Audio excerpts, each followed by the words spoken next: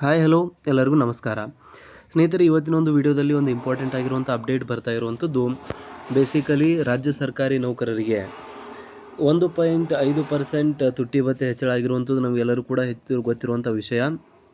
So ಅದಕ್ಕೆ ಸಂಬಂಧಿಸಿದಂತೆ ನಮ್ಮ ಒಂದು ರಾಜ್ಯ ಸರ್ಕಾರಿ ನೌಕರಿಗೆ ಜನವರಿಯಿಂದ ಮೇವರೆಗೆ ಎಷ್ಟು ತುಟ್ಟಿ ಭತ್ಯೆ ಅರಿಯರ್ ಸಿಗಲಿದೆ, ಯಾವ ರೀತಿಯಾಗಿ ಆ ಒಂದು ಕ್ಯಾಲ್ಕುಲೇಷನ್ನ ಮಾಡಲಾಗುವುದು, ಎಲ್ಲ ಒಂದು ವಿಷಯಗಳಿಗೆ ಸಂಬಂಧಿಸಿದಂತೆ ಇವತ್ತಿನ ಒಂದು ವಿಡಿಯೋದಲ್ಲಿ ಒಂದು ಇಂಪಾರ್ಟೆಂಟ್ ಆಗಿರುವಂಥ ಅಪ್ಡೇಟನ್ನು ನಾವು ಪಡೆಯೋಣ. ಸೊ ಹಾಗಾಗಿ ಚಾನಲ್ಗೆ ಯಾರೆಲ್ಲ ಇನ್ನೂ ಸಬ್ಸ್ಕ್ರೈಬ್ ಆಗಿಲ್ಲ ದಯವಿಟ್ಟು ಸಬ್ಸ್ಕ್ರೈಬ್ ಮಾಡ್ಕೊಳ್ಳಿ.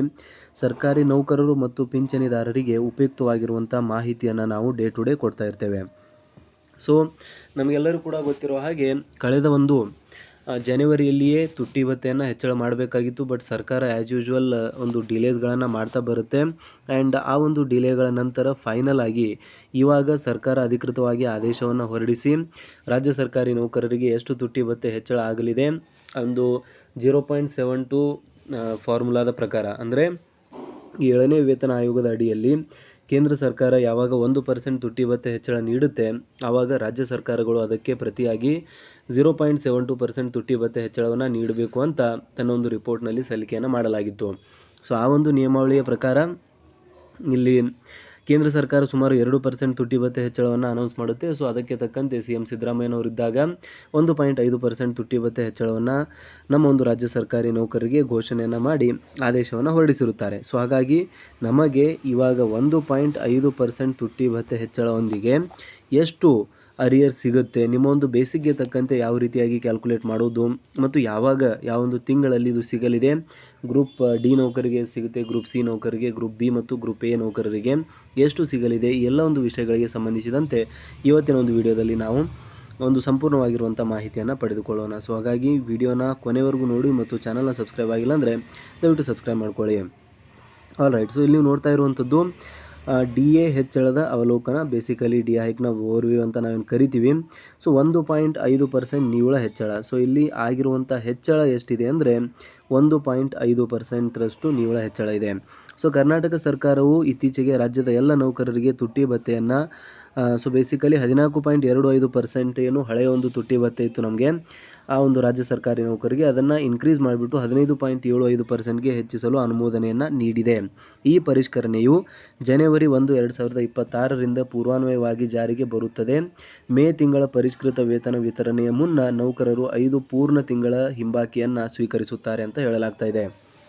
ಸೊ ಬೇಸಿಕಲಿ ಇದನ್ನು ಜನವರಿ 1, 2026ರಿಂದಲೇ ಪೂರ್ವಾನ್ವಯವಾಗಿರುವಂತೆ ಅಪ್ಲೈ ಮಾಡಿರೋದ್ರಿಂದ ಜನವರಿ, ಫೆಬ್ರವರಿ, ಮಾರ್ಚ್ ಅಂದರೆ ಲೈಕ್ ಜನವರಿ, ಫೆಬ್ರವರಿ plus March plus April plus May, so ಈ ರೀತಿಯಾಗಿ ಟೋಟಲ್ 5 ತಿಂಗಳು ಒಂದು ಅರಿಯರ್ಸನ್ನು ಇಲ್ಲಿ ರಾಜ್ಯ ಸರ್ಕಾರಿ ನೌಕರರಿಗೆ ನೀಡುವಂಥ ಒಂದು ಕೆಲಸವನ್ನು ಇಲ್ಲಿ ಮಾಡಲಾಗ್ತಾ ಇದೆ ಅಂತ ಹೇಳ್ತಿದ್ದಾರೆ. ಸೊ ಇದಾದ ಮೇಲೆ ಲೆಕ್ಕಾಚಾರ ಅಂದರೆ ಬೇಸಿಕಲಿ ಯಾವ ರೀತಿಯಾಗಿ ಇದರ ಒಂದು ಲೆಕ್ಕವನ್ನು ಹಾಕಲಾಗುತ್ತೆ ಮತ್ತು ಯಾವ ಒಂದು ಸೂತ್ರವನ್ನು ಆಧರಿಸಿ ಮಾಡ್ತಿದ್ದಾರೆ ಅಂತ ನೀವು ನೋಡೋದಾದರೆ ಈ ಒಂದು ಸ್ಲೈಡಲ್ಲಿ ಕ್ಯಾಲ್ಕುಲೇಷನ್ ಫಾರ್ಮುಲಾ ನೀವು ನೋಡ್ತಾ ಇರುವಂಥದ್ದು.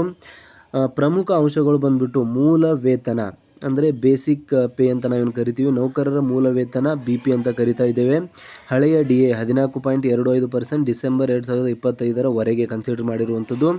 ಸೊ ಇದಾದಮೇಲೆ ನೆಕ್ಸ್ಟ್ ಬಂದುಬಿಟ್ಟು ಹೊಸ DA ಏನಿದೆ ಅಂತ ಇಲ್ಲಿ ತೋರಿಸ್ತಾ ಇದ್ದಾರೆ, ನ್ಯೂ DA ಅಂತ ನಾವೇನು ಕರಿತೀವಿ.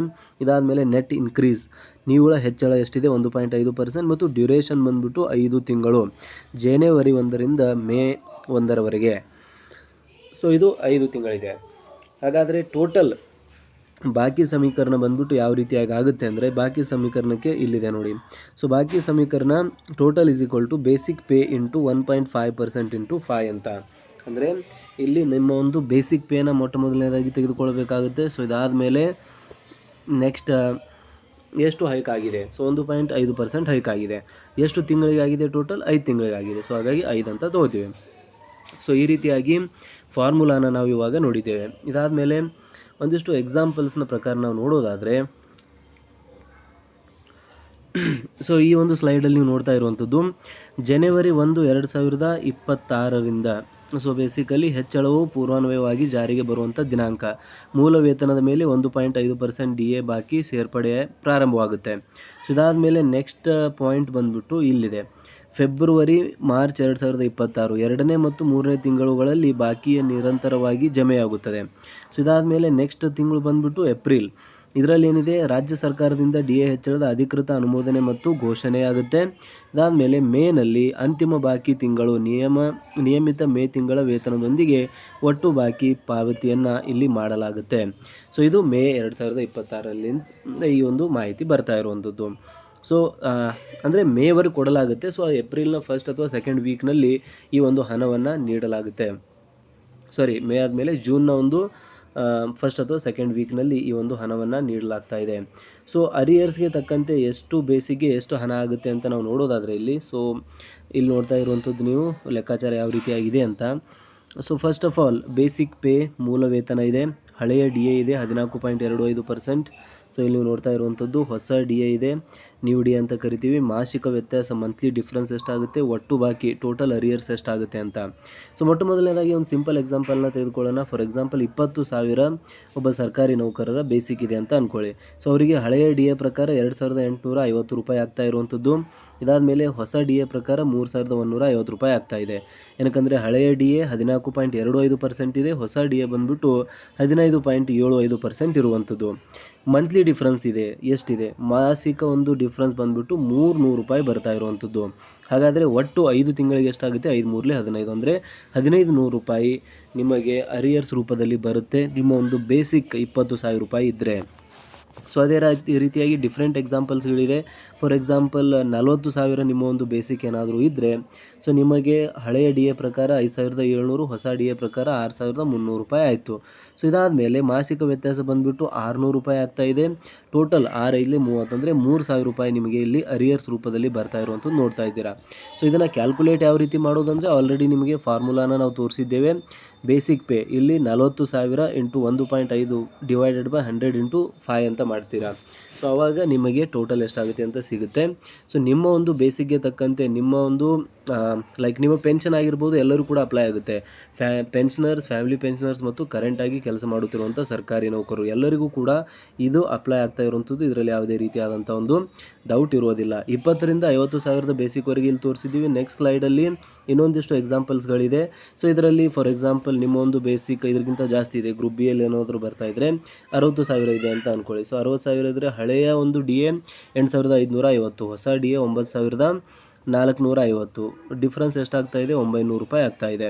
ಟೋಟಲ್ ಎಷ್ಟಾಗುತ್ತೆ ಅರಿಯರ್ಸ್ 4,500 ರೂಪಾಯಿ. ಸೊ ಇಲ್ಲಿ ಕೂಡ ನೋಡ್ತಾ ಇರುವಂಥದ್ದು 4,500 ರೂಪಾಯಿ ಅರಿಯರ್ಸ್ ಇಲ್ಲಿ ನಿಮಗೆ ಬರ್ತಾ ಇರುವಂಥದ್ದು. ಅದೇ ರೀತಿಯಾಗಿ ಲಾಸ್ಟ್ ಒಂದು ಎಕ್ಸಾಂಪಲ್ ಇದೆ, 1 ಲಕ್ಷ ಇದ್ದರೆ ನಿಮಗೆ 7,500 ರೂಪಾಯಿ ಅರಿಯರ್ ಸಿಗುತ್ತೆ. ಆ್ಯಂಡ್ ಇದೇ ಒಂದು ಬೇಸಿಕ್ ಫಾರ್ಮುಲಾದ ಮೇಲೆ ಡಿಪೆಂಡ್ ಆಗುತ್ತೆ. ನಿಮ್ಮ ಒಂದು ಬೇಸಿಕ್ ಅದರಲ್ಲಿ ಸಬ್ಸ್ಟಿಟ್ಯೂಟ್ ಮಾಡಿದ್ರೆ ಸಾಕು. ಸೊ ನಿಮ್ಮ ಒಂದು ಬೇಸಿಕ್ಗಳು ಇದರಲ್ಲಿ ಇಲ್ಲದೇ ಇರ್ಬೋದು, ಏನಕ್ಕಂದರೆ ಕೆಲವೊಂದಿಷ್ಟು ಎಕ್ಸಾಂಪಲ್ಸ್ಗಳನ್ನು ಮಾತ್ರ ನಾವು ತೋರಿಸ್ತಾ ಇದ್ದೇವೆ. ಬಟ್ ನೀವು ನಿಮ್ಮ ಒಂದು ಬೇಸಿಕನ್ನು ಕಮೆಂಟಲ್ಲಿ ತಿಳಿಸಿ, ನಿಮಗೆ ಎಷ್ಟು ಅರಿಯರ್ಸ್ ಸಿಗುತ್ತೆ ಅಂತ ನಾವು ರಿಪ್ಲೈನ ಮಾಡ್ತೇವೆ. ಸೊ ಹಾಗಾಗಿ ನಿಮ್ಮ ಒಂದು ಬೇಸಿಕನ್ನು ಕಮೆಂಟ್ ಮಾಡಿ ನಿಮಗೆ ಎಷ್ಟು ಅರಿಯರ್ ಸಿಗ್ಬೋದು ಅಂತ ನಾವು ಕ್ಯಾಲ್ಕುಲೇಟ್ ಮಾಡ್ತೇವೆ. ನಿಮ್ಮ ಒಂದು ಪೆನ್ಷನ್ ಆಗಿರ್ಬೋದು, ಫ್ಯಾಮಿಲಿ ಪೆನ್ಷನ್ ಅಥವಾ ಪ್ರೆಸೆಂಟಾಗಿ ಕೆಲಸ ಮಾಡ್ತಾಯಿದ್ರೆ ನಿಮ್ಮ ಒಂದು ಬೇಸಿಕನ್ನು ತಿಳಿಸಿ.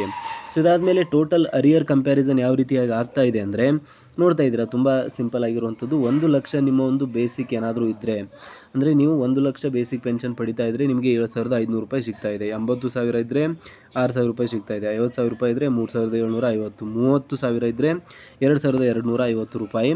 ಈ ರೀತಿಯಾಗಿ ಕಂಪ್ಯಾರಿಸನ್ನ ಇಲ್ಲಿ ನೀವು ನೋಡ್ತಾ ಇದ್ದೀರಾ.